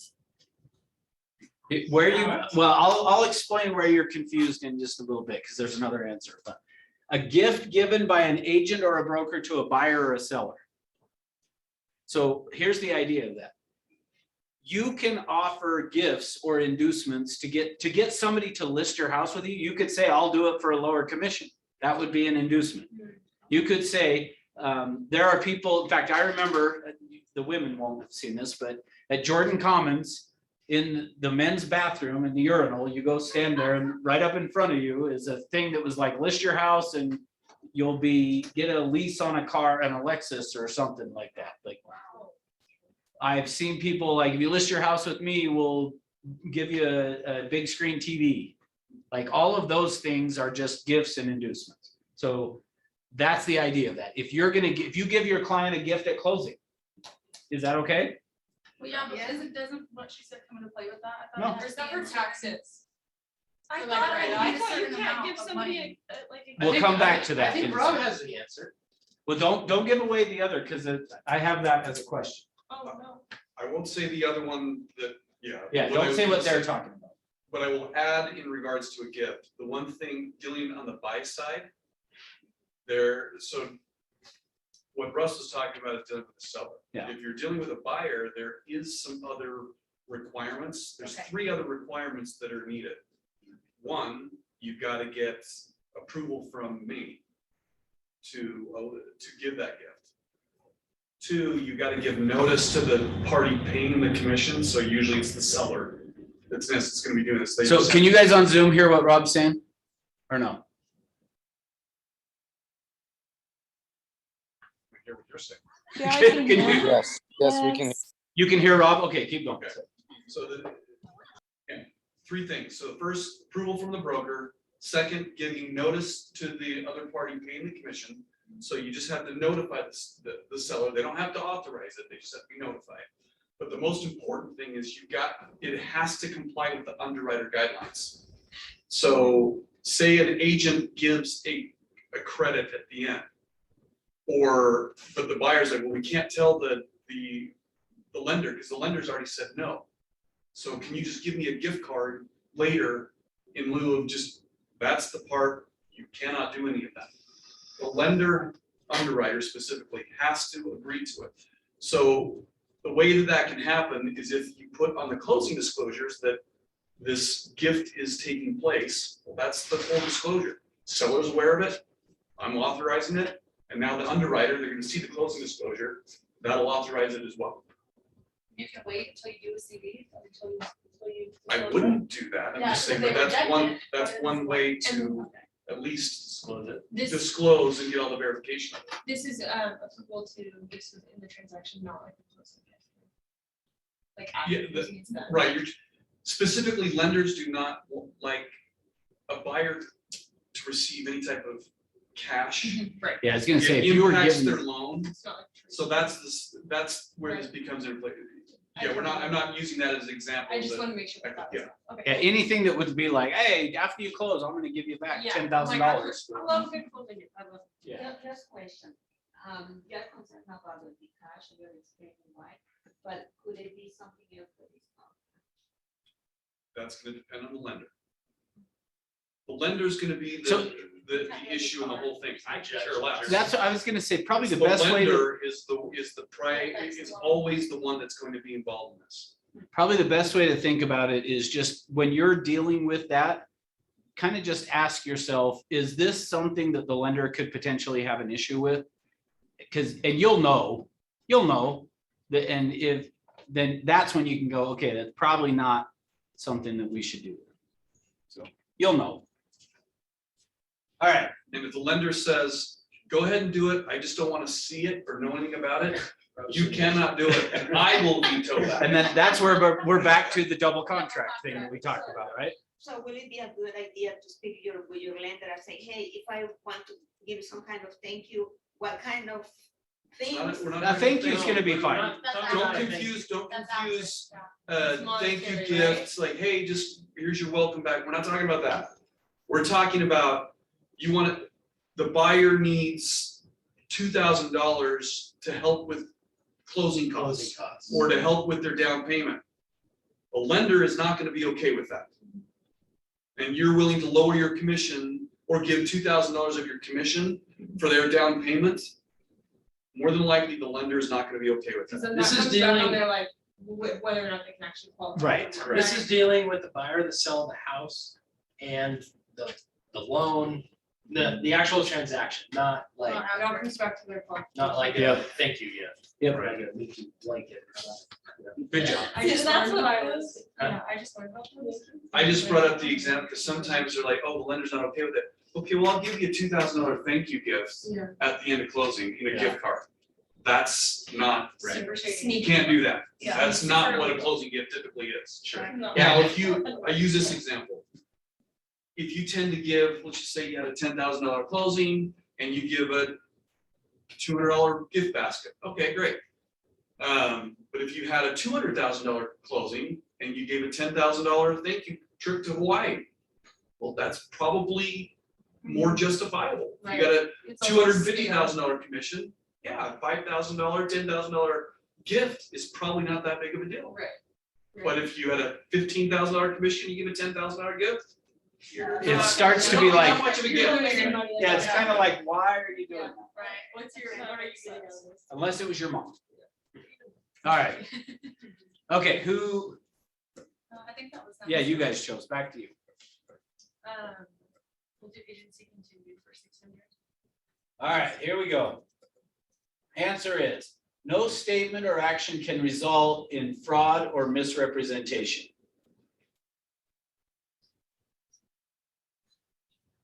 I'm not sure I remember the answer on this one. Perfect. I know, this could be interesting. You have to. We're be under nice to agency. everybody. I think I know what it is. I think. Your lack of confidence is giving me more lack of confidence. I know what it is. I don't know if that helps. Okay. So I'm still not sure. No, I'm pretty sure. I'm like 95% sure. 99%. Nothing? We're under agency.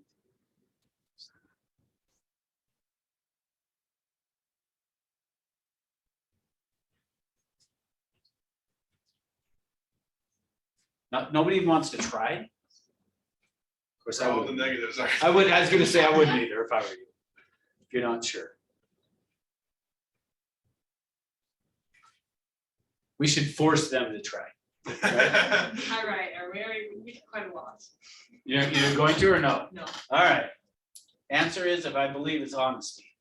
Yep. I was gonna say that. Okay, so here's the thing. So remember, that's not a fiduciary duty, Yeah, but I still throw it in there because we still owe that. it's like implied. Yeah, well, you owe that no matter what. No, whether they're your client or they're not, we can't, we still have to be honest with people. No matter, even if they're, and I put in their customer, because even if they're not a client, they're just a customer, then you still owe them. All right, choose another one.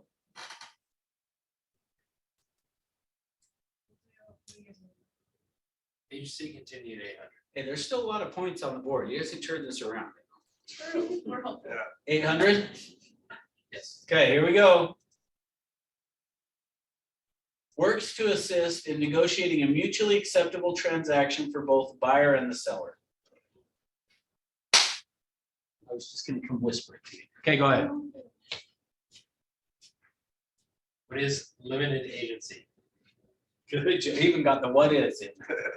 Amazing. Good job. Thanks. You were talking to kids about it. It just stuck in my head. You what? I was just like talking to my team about it, but I was talking about that, but I should have What was 38? Is that right? Did I just do Sounds it right? right. No, Yes, sounds 37. right. 37. 37, 38. I know. Remember the honesty part I just talked about? Not a fiduciary duty. I know, but you still owe it, right? All right. So- Nobody answered that question. So we did talk about, yeah, that's true. Remember, we talked about in limited agency, just on Tuesday about if it's Century 21 Everest that's on both sides, regardless if it's one agent or two agents, it's limited agency, right? Yep. All right, next. Back to you guys. Agency continued 1,000. All right, here we go. These become limited in limited agency.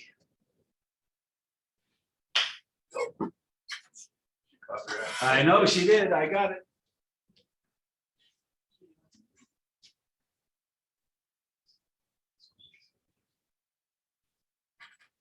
So I will give a hint. There's three. There's three? There's three. There's answers? three. 3 parts of this answer? Yes. Well, when when it says these, I could have said these three become limited.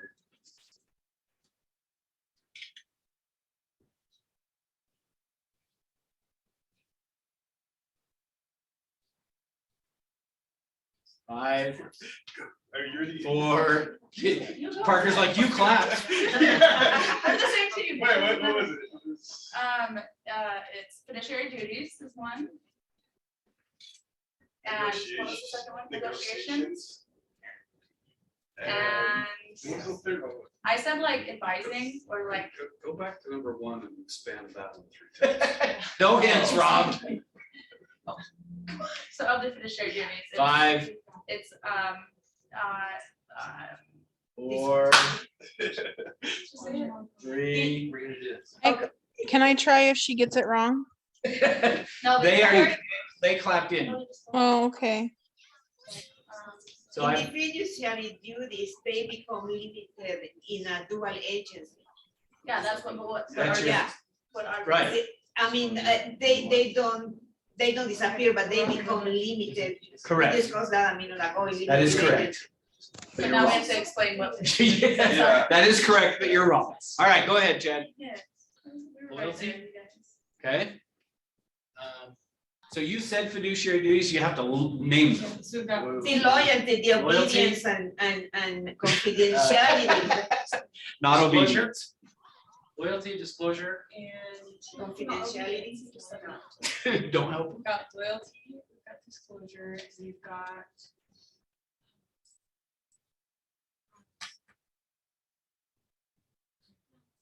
Think about things that you can. Should we be like counting them down? Yeah, 5, 4, 3. She's like getting mad at him. 1. Okay, go ahead, We Zoom. tried to do these, we all help each other. Okay, go ahead, Zoom. Isn't it confidentiality? We already said that. So what are the 3? Loyalty, confidentiality, and full disclosure. Right. You swear what? If it's confidentiality, I would do that. Are you? Why? Because how can you like loosen up on confidentiality? Like, if my client says, I need to like confide in you about this, and it's something that like pertains to their financial situation, I can disclose that if I wasn't in a But if limited it was agency, about and I the can't home, disclose it otherwise. If it was about the home, like there's a fire in the basement, No, let's say. no, That's no, disclosure. Oh. Let's take an example. So you represent the buyer and the seller, right? So the seller says, hey, I'm willing, it's market value of the house is say 500. Right. I'm willing to sell it for 480. The buyers also tells you, hey, they're willing to pay 520. To me, that's disclosure. Okay, it's also confidentiality. Like, part of it is, you're being told what, yes, if they disclose it, it's there, but you're But also what- receiving confidential Right, information I hear what you're. I hear of what what's you're saying. there, so it's, they're gonna be intertwined Uh-huh. on a lot of that stuff, but And my you question, can't disclose what the seller is willing to accept, and you can't disclose to the buyer, right, no, and you can't do the other. right. But yes, that is, they're conveying that in confidence, letting you know that. What's my question, just not like I'm arguing your point, No, I just didn't say for that. educational purposes, I mean, what scenario would you be? What's, Like when, for example, like when would you know that the seller would be willing to go as low as 480? Like what how would I case? handle that situation? No, what case would that be applicable that the listing agent would disclose that to the buyer's agent? If I did not represent the seller, Right, but how would you know that? I wouldn't usually. Right. But that's so what, I I'm think just- that's what her point is. Yeah. This, let You me give you the example where it does. Right. So Russ is the listing agent. Okay. I represent the buyer. Okay. He doesn't do his fiduciary duty and he discloses to me, hey, you know what, just make an offer. I know, but my client, I know we're listed at 500, but I think they probably go. See, I don't see that as like being I see that as being like almost like an outlier situation, because if you are in this position where you are in a limited agency, you shouldn't be violating your fiduciary duty regardless of who you're representing. So if Russ isn't doing it, you take that same situation and apply it to Russ representing both parties. You see what I'm saying? See where we're going with this? It makes sense. right? I, no, I understand what you're saying. I'm trying to think of another example too. Yeah. That would be like, this would be, because And to I'm some not saying you're extent, wrong, I'm just saying maybe there's something I don't know that. right, no, this is correct, Okay. for sure. But I'm trying to think of an example that I would use where you might know something that because of it being, Right. Because if you know something that you necessarily wouldn't. then that oh, means- here's what it would be. Go ahead. Okay. And I think, I don't know, maybe I'm wrong on this. So Rob, back me up or tell me I'm wrong either way. But probably where it would be, because where limited agency comes into play a lot of times and why between two agents is I show up here at the office and I start talking to Chad, hey, I just got this awesome new listing. And the client, like they're really desperate. They need to get this place sold. So if you have a buyer, like, let me know and go talk to them about it. Cause like, these guys probably would negotiate down on their price. Well, I shouldn't do that. Right. And so I think that, I don't know that for sure is, but I shouldn't be telling him that. But because it's now gonna be limited agency, that confidentiality is Yeah. not as, I don't know that that's a perfect example, but I, So I guess there's different implications, like if it's limited agency within the brokerage or limited agency with. Correct. you. But either way, Yourself it's, representing both the buyer. yeah, I would say yes, Yeah. because to some extent, I'm trying to think of an example of if I'm representing both sides where I would tell something that like, Right. because that's where you're struggling with Right. it is, But within the why would brokerage, you I tell totally them- understand that, but yeah, within the brokerage, it could be a problem. And it happens all the time of these people are desperate. Like I hear agents say that kind of stuff all the time that where technically we shouldn't be doing. Right, right. So Confidentiality and disclosure, yes, Goes hand in hand. they are very close cousins. Yeah. What the stuff that happens all the time again, Russ is the listing agent and I call up, hey Russ, do you have any offers on the property? And he says, yes, we do. How many do you have? 5. Has he violated anything? Yes. There's his- Yeah. Confidentiality. Well, it depends on if he's asked his client whether or not he has the ability to disclose that. That little thing, people miss that all the time. They think, well, what's the big deal? Isn't I it don't know numbers? what's the big deal. It's the fact that I gotta find out with my client if they may think it's a big deal. Right. Because it is possible if there's offers that are already on the property, that somebody else like, I don't want to get in a multiple offer situation, so I'm not even making an offer. And that's a possibility because Russ disclosed that information to me. Now we don't make an offer. So it's not our position to whether we think it's a big deal or not, we still have to have those conversations with our client. don't you have, sorry. So we just have to ask. Client, hey, when I'm gonna take your listing, we're gonna get, in today's market, multiple offers is very common. So that should be a very common question that we have. Hey, when we get multiple offers, how do you want me to address that? So, and any of you guys that are coming to the mandatory residential, better not get this wrong tomorrow. Hey, just real quick, Rob, that situation you gave where you're a limited agent, you represented the seller at 480 and the buyer at 520. Would you mind just sharing how you would represent How would I that? handle that? How you handle Yeah, it? I would just come in. So again, let's just say Ryan, Russ is the client. Hey, Russ, you got, obviously you But got, who is? he's the client, he's the seller.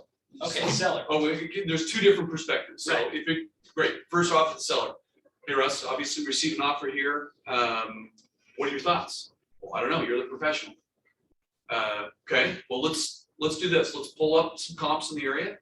Let's see where this offer lies and what questions do you have? And he may just say, well, what do you think? What offer should I take? Is this an offer that is low, high, or not? And I would ultimately, if I got pressured down that way, I'd just say, Russ, as you know, we represent the buyer here as well. So I can't give you that advice. All I can share is give you the information for you to make the best educated decision you need to make that happen. Based on what you see, what do you think a fair price should be? And I would, in essence, do the exact same thing with the buyer as we're writing up the offer. Well, what offer should we make? Let's pull up some comps. Based on the comps, where do you think your offer should be? Based on how the market has been so competitive, do you want to be more risky? Do you want to go in and make a very competitive offer? Do you want to blow the socks off the seller? Do you want to be able to negotiate? Okay, well, I want to negotiate. Okay, so what does that look like to you? If you were the seller, what would you think you would need to accept? If you were the buyer, what do you think that they will take? I'm just always going to ask questions to let them come up with in their mind what that's going to be. I'm not going to direct them here. Yeah, do you think it's a good offer? I don't know. What do you think? Do you think it's a fair offer? Basically, what I'm understanding, and correct me if I'm wrong, in limited agency, you're setting the table for both sides. Absolutely. And letting them draw their. Because you represent both sides. I can't tip it one way or the next. You basically set the table and Limited say. agency is very risky, Right. very challenging, and people don't understand how that is. And it wouldn't surprise me in the near future, the state passed a law that we can't do it. Yeah, it wouldn't surprise me. Sorry, there were 2 questions. Oh, go ahead. So just a quick question. So I'm a broker in Oregon, and in Oregon, from my understanding, you can't say regardless of like how many parties you're representing, what to offer. You can't give a number. Like it's really good. If you're a limited agent, No, like in general, like even if you're just working with the buyer, like, so is that the same in Utah? I can't. what I would say is Like, our limited or job. not? gotta wear your hats. We don't have a law that says you cannot offer a price. Okay. So there isn't anything like that. Now, we're not appraisers. So we can say, if they come back and say, well, I relied upon you for that number, yeah, you're subjecting yourself to anything you give. But if you're backing up by a bunch of information, hey, look, obviously, Russ, you gotta decide what's best for you. Based on this, it looks like, where do you think the prices are? Well, they're around 510. Okay, so you're right. I mean, 510 is probably a market price that might work. But if you wanna make sure that you get this deal, what do you think? Do you think 510 is gonna work? It might. If you wanna make sure you got the deal, what do you think would be better? We should, what's worth to you? Like, Yeah. it's a really, I hate that. But we don't have anything in Utah that says you cannot say a That's price. great, yeah. Eric, go ahead, what's your question? Oh, I'm all good, thank you. Cool. All right, next. Did we give that to Zoom? Oh, I got the wrong button. Did we give it? Okay, Zoom, choose. Let's do federal for 8. Okay, here we go.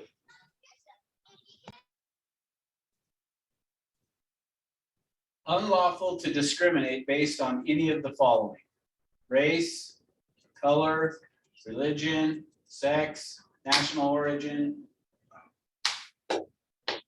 Were they first? Okay, go ahead. Fair Housing Act. Really? Well, now I don't know. Equal. Oh. Cheers. Equal Opportunity Housing Act. It's 800, right? Yeah. Chad. All right. How come you get in trouble every time? It was. Chad's my Steve. Oh, Honestly. We already know, we already did fair housing. That's why I'm like, really? It's the Equal Rights Act. No, I thought we said human. What is it? All right. We just said it. It's been like Yeah, isn't it equal rights or something. for Equal humans? Rights Act? Yeah. Human Equal Rights Act. Yes, yeah, that was. Humans equal. For humans. Equal Human Rights Act. Yeah.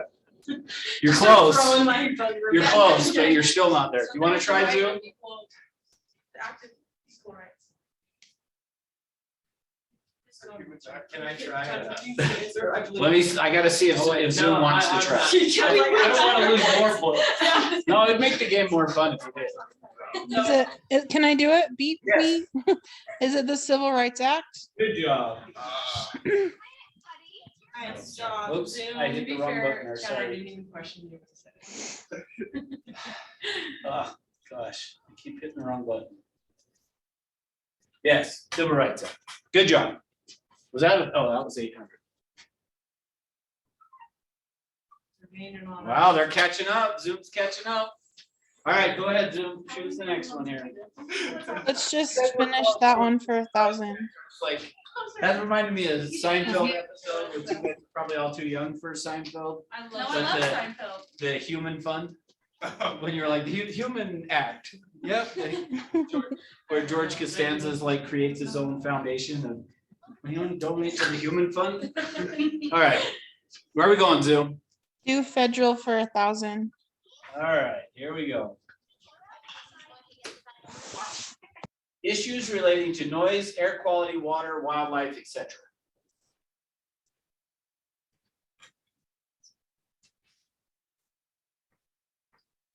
Okay, you ready for, do you want a hint? Yes. Remember I said that under the federal, it could be a law or an agency. Oh, son of a gun. Oh. I thought all of a sudden everybody would be making noise to.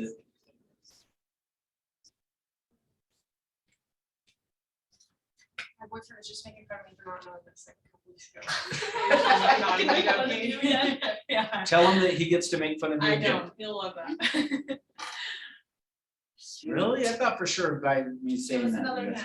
net. It's an agency. It is.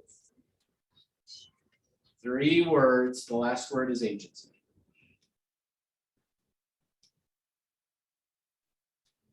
First word starts with If he an wasn't at work, I E. would just text Gosh darn it, and I know, go, Chad. Chad, go, please. What is the Environmental Protection Agency? Good job. Yeah, nice job, friend. Thank you, Chad. All right, good job. All right, where are we going next? Agency 1000. All right, here we go. Answer is prohibits the agent from disclosing without permission any information given to the agent by the principal that would likely weaken the principal's bargaining position if it were not.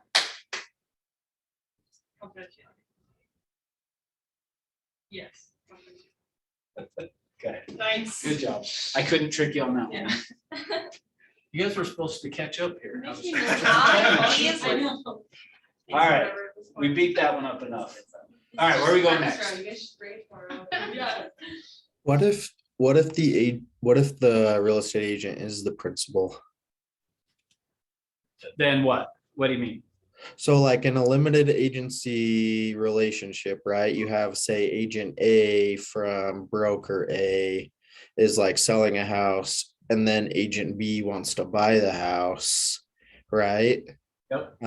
So it would be limited agency, but also agent B is the principal as well. So yeah, great question. So you could not act as a limited agent if you are the principal to the transaction.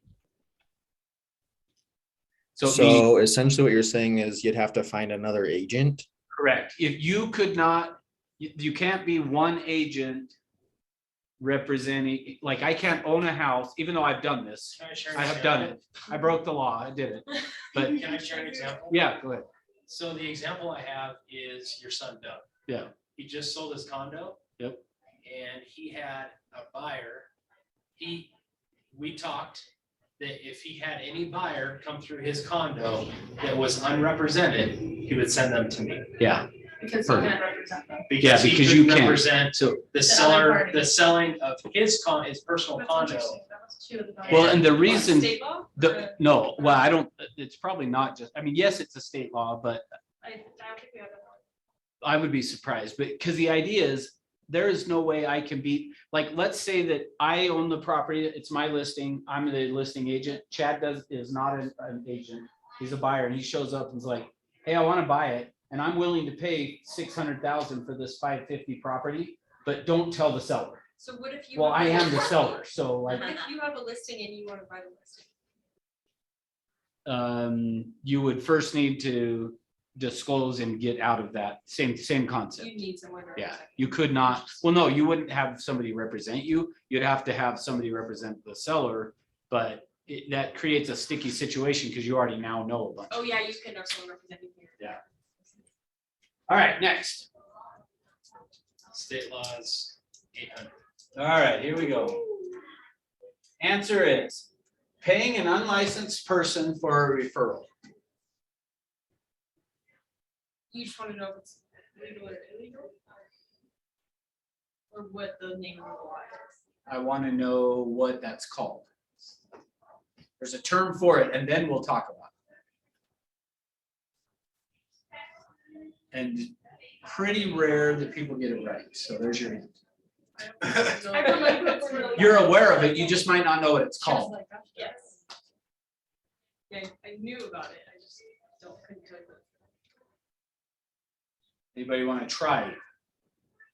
For the sake of time, I'm just gonna give it to you then. Nobody's gonna try it. All right. The term for it is a finder's fee. Now, this is what you were asking about Christina, right?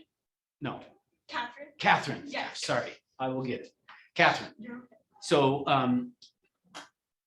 when Catherine earlier on the gifts and inducements was saying that you can only give so much, that's this. So this is to paying somebody for giving you a referral. You can't pay them anything, right? So what is the law on that? How much, we can give them something. Really? Yes, how much can we pay? Anything up to $100. Higher, It's 500, right? lower, 250. 250. So that's for an unsolicited referral.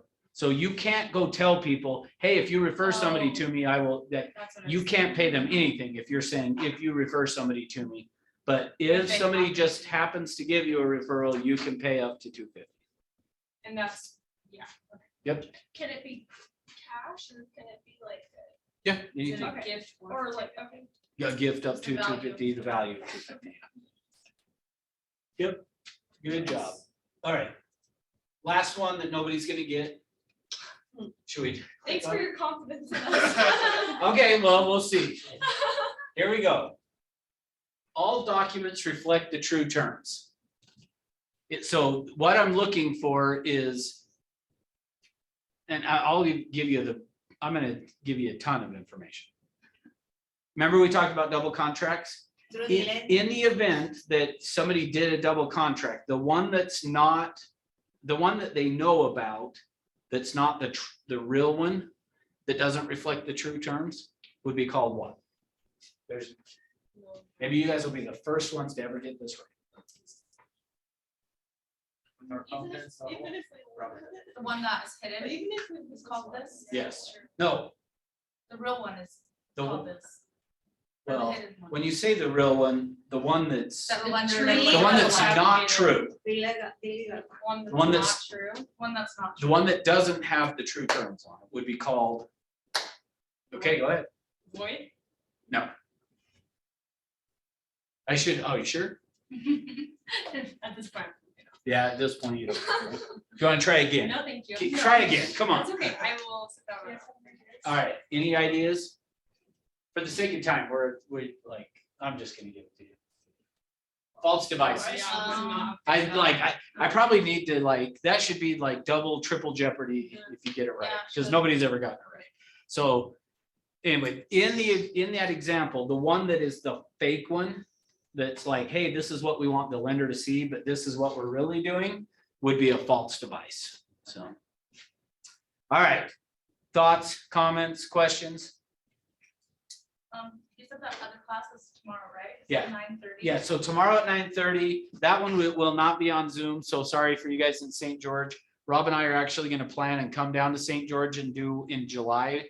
We're gonna come probably do this 3-hour one that we're doing tomorrow, but it's in person only in here. It will be a Jeopardy game. It's slightly different than this one. A couple of the answers are the same, but And it's for 3 hours. so it's a 3-hour CE. We're playing a game for 3 hours. We're playing a game for 3 Wow. hours. Wow, Twice okay, my okay. I need it. That's fine.